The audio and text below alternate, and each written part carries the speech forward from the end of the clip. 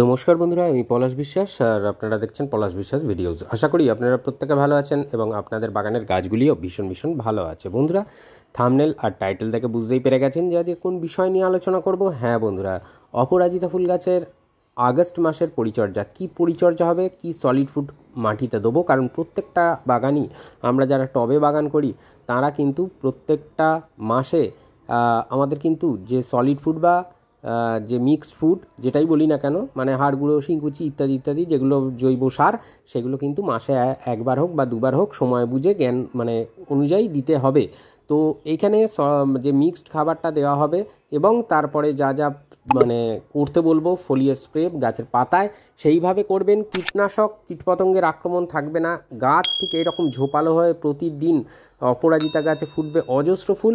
তো কি পরিচর্যা করতে হবে যাতে করে না লতিয়ে গাছটা এরকম ঝোপালো হয়ে যায় সেটাও বলবো। সবটাই থাকছে আজকে আলোচনায়, মাটি তৈরি থেকে শুরু করে সব। তো এই গাছটা দেখুন, এই গাছটার উপর আমি কেয়ারটা দেখাচ্ছি। তো আপনারাও ঠিক যেভাবে দেখাবো একদম ওইভাবে স্টেপ বাই স্টেপ ফলো করবেন এবং যদি কেয়ারটা করেন আপনাদেরও অপরাজিতা গাছের পাতা থাকবে এই রকম চকচকে সবুজ এবং আসবে এইভাবে কুড়ি। তো বন্ধুরা, প্রচুর পরিমাণে ফুল পেতে গেলে আগস্ট মাসের যে পরিচর্যা আপনাকে করতে হবে, গাছ ভরে যাবে শীতের আগে ফুলে ফুলে, এটা কথা দিলাম। এবং অজস্র ফুলে আপনার বাগান ভরে থাকবে নীল ফুলে অপরাজিতায়। তো যারা নতুন ভিউয়ার্স আমার চ্যানেলে, তাদের কাছে অনুরোধ করবো চ্যানেলটি সাবস্ক্রাইব করে রাখুন, পাশে থাকা বেল আইকনটা প্রেস করে অল করে রাখবেন, কারণ প্রতিদিন সন্ধ্যে 6টায় বাগান সংক্রান্ত ভিডিও কিন্তু আসে আমার চ্যানেলে। তাই বলবো বন্ধুরা, অবশ্যই যদি সাবস্ক্রাইব করে রাখেন তাহলে অবশ্যই কিন্তু প্রতিদিনের নোটিফিকেশান আপনার মোবাইল, কম্পিউটার অথবা টিভি স্ক্রিনে পৌঁছে যাবে। তো দেখুন, পিঞ্চিং করছি। এই পিঞ্চিং করা মানে এইভাবে যে আকর্ষকগুলো লম্বা লম্বা হয়ে লুটিয়ে যাওয়ার প্রবণতা, সেইটাকে রোধ করার জন্যই এই পিঞ্চিং পদ্ধতি। এই পিঞ্চিংটা যদি আপনি করতে থাকেন তাহলে দেখবেন আপনার অপরাজিতা গাছ কিন্তু একটা বুশি হয়ে যাচ্ছে এবং যত বছর রাখতে পারবেন দেখবেন লাস্টের দিকে গিয়ে একটা বনসাই লুক নিয়েছে। দুর্দান্ত, মানে একটা অসাধারণ লাগে দেখতে। তো চারিধার থেকে এরকম সাপোর্ট দিয়ে রেখেছি, দেখতে পাচ্ছেন। এরকম সাপোর্ট আরও বাড়াতে হবে, যত বেশি ঝোপালো হবে গাছটা তত সাপোর্ট বাড়াতে হবে এবং তাহলেই দেখবেন আপনার গাছ, আপনার অপরাজিতা গাছ কিন্তু ঝোপালো হয়ে যাবে এইরকম পিঞ্চ করলে। তো পিঞ্চ করলে, হ্যাঁ অবশ্যই পিঞ্চিং করলে ফুলের মাত্রা সামান্য পরিমাণে কমবে, খুব বেশি কমবে না। কারণ গাছগুলো যেহেতু লম্বা হতে পারছে না, লতিয়ে যেতে পারছে না, তাই তার গোড়ায় মানে যে গাঁটে গাঁটে কুড়িয়ে আসে সেই জিনিসটা আসতে পারছে না। কিন্তু গাছটা যখন তৈরি হয়ে যাবে না, তখন দেখবেন যে গাছটা কিন্তু অনেক অনেক বেশি দেখতে সুন্দর লাগছে এবং অজস্র ফুলে পুরো নীল হয়ে ফুটে থাকছে আপনার অপরাজিতা গাছ আপনার বাগানে। তা মাটিটা একবার বলে দিই, যারা নতুন এনে বসাবেন অপরাজিতা গাছের মাটি এরকমই রাখতে হবে যে হালকা ময়েশ্চার থাকবে, কিন্তু কখনোই জল জমে থাকবে না। দেখুন, আমার ওপেন এরিয়ায় থাকে, কোনো শেডে থাকে না গাছ। মাটি বৃষ্টি হচ্ছে মাঝে মাঝেই, ঝেঁপে বৃষ্টি হচ্ছে, কখনো ঝিরিঝিরি বৃষ্টি হচ্ছে, তারপরে দাঁড়িয়েও দেখুন মাটি একেবারে ঠিকঠাক। তো মাটি কী রকম করতে হবে, আপনার কাছে যে মাটি আছে সেটা নিয়ে নেবেন একটা টবের অর্ধেক, অর্থাৎ 50% মাটি নিয়ে নেবেন। আর বাকি 50%-এর মধ্যে 30% নিয়ে নেবেন ভার্মি কম্পোস্ট এবং 20% নিয়ে নেবেন বালি, লাল মোটা দানার বিল্ডিং কনস্ট্রাকশনের বালি। 3-4 ধুয়ে নেবেন, ধুয়ে নিয়ে 3টে উপাদান ভালো করে মিশিয়ে নেবেন। আর মিশিয়ে নেওয়ার পরে যেটা করতে বলবো, যে ড্রেনেজ সিস্টেমটা কিন্তু সলিড রাখতে হবে, কারণ একটা জল যখনই আটকে যাবে টবের মধ্যে তখনই কিন্তু গাছ ক্ষতিগ্রস্ত হয়, নচেত কিন্তু হয় না। তাহলে একটা খোলামকচি দিয়ে ড্রেনেজ হোল যেটা থাকে সেটাকে আটকাতে হবে। তার উপরে বালি চালার পর যে পাথর বেরোয় সেই পাথর দিয়ে অথবা সিন্ডার দিয়ে একটা বেড করে দেবেন, তার উপরে বালি দিয়ে দেবেন, দিয়ে যে মিক্সড করা হলো মাটিটা সেইটা দিয়ে গাছটা প্রতিস্থাপন করবেন। আপনার গাছ কোনো দিনের জন্য জল জমে ডাইব্যাক হয়ে মারা যাবে না, এটা আমি বলে দিলাম। যদি এইভাবে ড্রেনেজ সিস্টেমটা তৈরি করে রাখতে পারেন প্রত্যেকটা গাছের ক্ষেত্রে, টবের মাটিতে করতে গেলে ড্রেনেজ সিস্টেম উন্নত রাখতে হবে যেন জল না জমে থাকে টবের মধ্যে। তাহলে বন্ধুরা বুঝতে পারছেন যে কিভাবে কেয়ারটা করতে হবে। তো এইভাবে যদি পরিচর্যা করেন তাহলে দেখবেন টবের মাটিটা যদি এইভাবে তৈরি করেন, যারা নতুন এনে গাছ বসাবেন তাদের গাছের কোনো দিন কোনো রকমের সমস্যা তৈরি হবে না।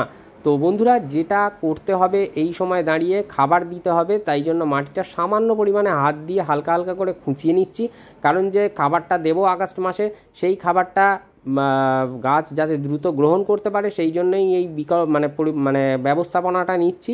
আর খুব বেশি খোঁচাখুচি করতে যাবেন না, তাতে গাছের যে ফিডার রুটগুলো তারা কিন্তু ক্ষতিগ্রস্ত হয়ে যেতে পারে। তো খুব বেশি সমস্যা হবে না, কারণ যে খাবারটা দেবো সেটা সম্পূর্ণরূপে অর্গ্যানিক এবং এই অর্গ্যানিক খাবারেই ফুটবে শত শত অপরাজিতা আপনার বাগানে এই আগস্টের পরিচর্যায় করতে পারলে সঠিকভাবে। তো বন্ধুরা, যেগুলো খাবার লিকুইড তরল সার যেগুলো বানানো দেখাই, যেমন পেঁয়াজের খোসা বা আলুর খোসা কিংবা কলার খোসা ইত্যাদি ইত্যাদি, বা কফির দ্রবণ, এরকম যে ভিডিওগুলো আসে আমার চ্যানেলে সেইগুলো তো দিতে হবেই, কিন্তু মাসে এই একটা করে যে সলিড খাবার, যে মিক্সড খাবার, সেটা কিন্তু আমাদেরকে প্রদান করতেই হবে। কারণ টবের মাটিতে খাদ্যের পরিমাণ সমাপ্ত হয়ে যায়। যেহেতু মাটিতে যারা বা জমিতে যারা বাগান করেন তারা মানে গাছ যতদূর ইচ্ছা শিকড় চালাতে পারে, কিন্তু টব যেহেতু সীমিত জায়গা, তাই সহজে কিন্তু মানে একটা জায়গার মধ্যে সীমাবদ্ধ থাকে, এবং সেখানে খাদ্যের যোগানটাও সঠিকভাবে দিতে হবে, নাহলে সেই খাদ্যটাও কিন্তু একদিন শেষ হয়ে যাবে। তো সেই জন্য এই ব্যবস্থাপনা আপনাদের সবার কাছে করতে হবে, এবং করলেই দেখবেন অপরাজিতা ঝাঁকে ঝাঁকে ফুল দিচ্ছে, আপনার বাগানকে আলোকিত করে রাখতে সক্ষম হচ্ছে। তো চলুন বন্ধুরা দেখে নিই যে কী খাবার এই সময় দিচ্ছি। 10 বা 12 ইঞ্চি টবের জন্য এই খাবার আপনাকেও দিতে হবে। এটা হচ্ছে নিমখোল, বা যেটা গাছে এই সময় বর্ষাকালে ভীষণ জরুরি, কারণ পোকামাকড়ের আক্রমণ রোধ করবে এবং পাশাপাশি গাছকে কিন্তু নিউট্রিশন যোগাবে।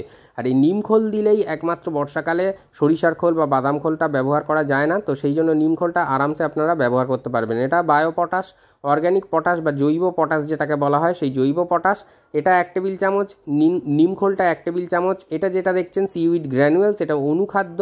তো এই অনুখাদ্য নিতে হবে 1 চা চামচ পরিমাণে অপরাজিতা গাছের জন্য। আর তার পাশাপাশি যেটা দেখছেন এটা লেদার মিল বা চামড়া কুচি সার, এটা নিতে হবে 1/2 টেবিল চামচ পরিমাণে 10 বা 12 ইঞ্চি টবের জন্য। আর তার সাথে যেটা দেখছেন ট্রাইকোডার্মা ভিরিডি, একটা জীবন্ত ছত্রাক। এরা করে কি, প্রত্যেকটা মানে জৈব খাবারের সাথে এদেরকে মিশিয়ে যদি আমরা মাটির মধ্যে দিয়ে দিতে পারি, তাহলে এরা দ্রুততার সাথে এদের বংশটা বিস্তার করে। এটা একটা উপকারী ছত্রাক, এই ট্রাইকোডার্মা ভিরিডি।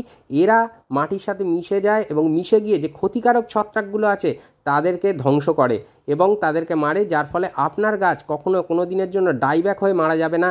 এই ছত্রাকনাশক বলা যেতে পারে এটাকে, একেবারে অর্গ্যানিক। তবে এই ট্রাইকোডার্মা ভিরিডি মিশ্রিত যদি জৈব সার দেন, তাহলে তার 15 দিন আগে এবং 15 দিন পরে কোনোভাবে কোনো রাসায়নিক সার ব্যবহার করা যাবে না টবের মাটিতে।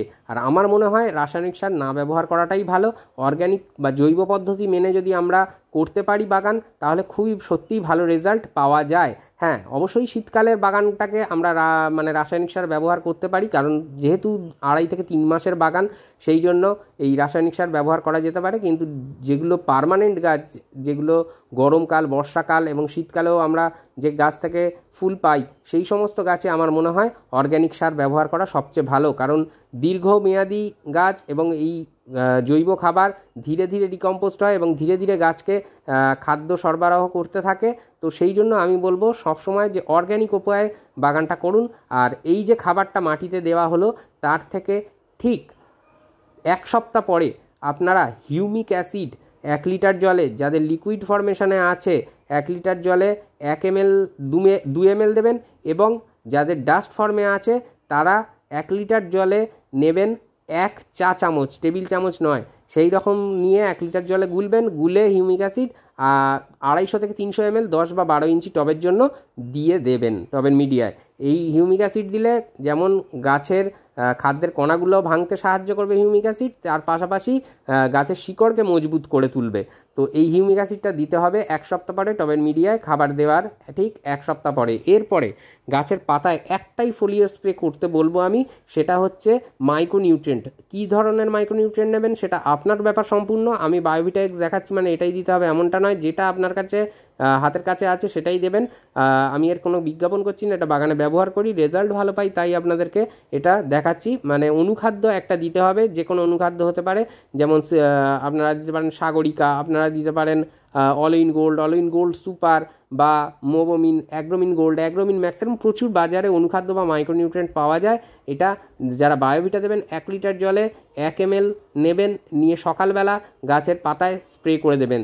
তাহলে দেখতে পাবেন যেভাবে বললাম, যদি ওইভাবে গাছটা করতে পারেন, তাহলে অপরাজিতা গাছ নিয়ে আর ভাবনার কোনো কারণ থাকবে না। পুরো ঝাঁকে ঝাঁকে এইভাবে ফুল ফুটে থাকবে আপনার অপরাজিতা গাছে, আর আপনার বাগান দুর্দান্তভাবে হবে। আর টবের মাটিতে যে মিক্সড খাবারটা দেওয়া দেখালাম, এটা 15 দিনের ব্যবধানে দ্বিতীয়বার রিপিট করবেন, এবং যে অনুখাদ্য দেওয়াটা বললাম সেটাও কিন্তু টবের মিডিয়ায় খাবার দেওয়ার ঠিক 3 দিন বাদে আবার রিপিট করবেন। কিন্তু হিউমিক অ্যাসিডটা ওই মাসে একবারই দেবেন। প্রথমবার যখন টবের মিডিয়ায় খাবার দেবেন তার থেকে ঠিক 1 সপ্তাহ পরে।